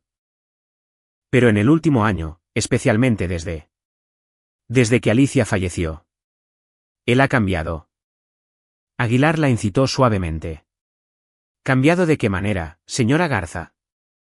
Simplemente ya no está ahí, susurró como si admitirlo le doliera. Está confundido. Es tan olvidadizo. Y es un peligro para sí mismo. Agarré el borde de la mesa del demandado con fuerza. Arturo puso una mano en mi brazo, un peso silencioso. ¿Un peligro?, preguntó Aguilar, frunciendo el ceño con preocupación. Esas son palabras mayores. ¿Puede darle a la jueza un ejemplo? Oh, Dios, dijo, cerrando los ojos como si reviviera un trauma. El mes pasado, Mateo y yo, nosotros. Siempre lo vamos a checar. Tratamos de hacerlo. Él se agita mucho cuando vamos, pero nos preocupamos. Fuimos, y la casa estaba fría y olía a gas. Estaba mintiendo. Una invención total y absoluta. Mi estufa es eléctrica. Él había encendido la estufa de gas, el quemador, pero no la llama, sollozó. Simplemente estaba sentado en su sillón de la sala leyendo el periódico. Toda la cocina se estaba llenando de gas. Si no hubiéramos llegado a tiempo, si no lo hubiéramos. Se echó a llorar con un sollozo silencioso y teatral en su pañuelo. Mateo, desde su mesa, se llevó las manos a la cabeza, interpretando su papel, el hijo traumatizado. Eso es espeluznante, dijo Aguilar, dejando que la imagen quedara flotando en el aire para la jueza. Y ha habido algo más. Se pierde, dijo con voz débil. Ha vivido en este pueblo durante 45 años, pero la semana pasada fue al Café El Campirano, un lugar al que ha ido 1000 veces, y llamó a Mateo. Estaba llorando. Estaba desorientado. Dijo que no sabía dónde estaba. Que no sabía cómo regresar a casa. El restaurante. Lo estaba tergiversando todo. Estaba retorciendo el día en que me dieron la espalda para convertirlo en una prueba de mi locura. Su audacia era asombrosa. Entonces, dijo Aguilar, caminando de un lado a otro. Es olvidadizo. Es un peligro para sí mismo. Ahora, hablemos de esta demanda. Su petición afirma que él le hizo a usted una promesa financiera. ¿Podría explicar eso? Oh, nunca. Nunca se trató de una casa, dijo, negando con la cabeza como si la sola idea le resultara desagradable. Se Se trataba de sus palabras, las suyas y las de Alicia. Durante años, por años, siempre le dijeron a Mateo, estamos ahorrando esto para ti. Estamos construyendo esto para ti. Cuando no estemos, la familia estará asegurada. Miró a la jueza con los ojos muy abiertos y sinceros. Su señoría, Gabo nos lo prometió. Prometió que nos ayudaría. Prometió que invertiría en nosotros. Nosotros confiamos en esa promesa. Era una promesa de familia. ¿Y qué pasó cuando intentaron hacer efectiva esa promesa?, preguntó Aguilar. El rostro de Nicole se oscureció con un nuevo y diferente tipo de tristeza. La tristeza de una víctima. Nosotros encontramos la casa de nuestros sueños, el hogar que queríamos para nuestros futuros hijos. Estábamos tan emocionados. Le llevamos el papeleo. Era solo un trámite. Pensamos que se alegraría por nosotros. ¿Y lo hizo? Tomó aire con fuerza, temblando. Él era una persona diferente. Sus ojos estaban fríos. Él nos acusó. Acusó a Mateo de intentar robarle. Me llamó. Me dijo cosas que no puedo repetir en este tribunal. Otra mentira. Yo no le había dicho nada. Simplemente había dicho que no. Pero un no era lo suficientemente dramático para su historia. Nos corrió, dijo, con la voz subiendo de tono con pánico recordado. Nos corrió de su casa. Se puso violento al negarse. Ya no estaba confundido. Fue cruel. Fue entonces cuando lo supimos. Ahí nos dimos cuenta de que el hombre que amábamos, nuestro padre, se había ido. Reemplazado por este extraño furioso y paranoico. Lo había logrado. Había pintado el cuadro perfecto. Ya no era solo un viejo olvidadizo. Ahora era un viejo volátil, enojado y paranoico, un peligro para mí mismo y para los demás. Aguilar dejó que sus palabras flotaran en el aire. Caminó de regreso a su mesa, luego se dio la vuelta como si lo hubiera asaltado un último pensamiento noble. Entonces, para ser absolutamente claros, señora Garza, esta petición, esta demanda. No se trata de dinero, ¿verdad? No se trata de los 10.8 millones de pesos. Este era el momento, el clímax de su actuación. Volvió la mirada de su abogado a la jueza. La jueza, una mujer de unos 60 años con ojos inteligentes y cansados, le devolvió la mirada sin pestañear. Las lágrimas fingidas de Nicole, finalmente se asomaron de verdad y se derramaron. Su voz fue una obra maestra de devoción rota. Dinero, su señoría. ¿Cómo podría tratarse de dinero?, dijo entrecortadamente. Somos su familia. Lo amamos. Nosotros solo queremos protegerlo. Solo queremos conseguirle la ayuda que necesita. Queremos administrar sus asuntos para que no pueda lastimarse, para que pueda vivir sus últimos años con seguridad y dignidad. Y entonces fue a dar el golpe de gracia. El último giro vicioso de la navaja. Y, dijo, con la voz quebrándose por completo, queremos cumplir el último gran deseo de su difunta esposa. Sentí que la sangre se me helaba. Alicia, susurró Nicole como si hablara de una santa. Alicia siempre dijo que su único trabajo en este mundo era asegurarse de que su familia estuviera bien, de que Mateo estuviera a salvo. Nosotros solo estamos tratando de hacer lo que ella hubiera querido. Cerré los ojos. La profanación estaba completa. Había tomado el recuerdo de mi esposa, el recuerdo del amor y la fuerza de Alicia, y lo había tergiversado. Lo había forjado como un arma para justificar su propia e insaciable avaricia patológica. Había pintado a Alicia, mi Alicia, como su cómplice. Escuché un sollozo proveniente del público. Alguien se lo estaba creyendo. Miré a Mateo.